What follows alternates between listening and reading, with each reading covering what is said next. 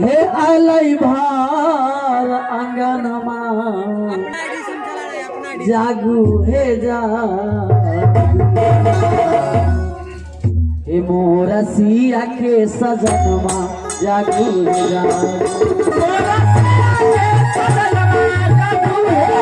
हे मोरा सिया के सजनमा जागू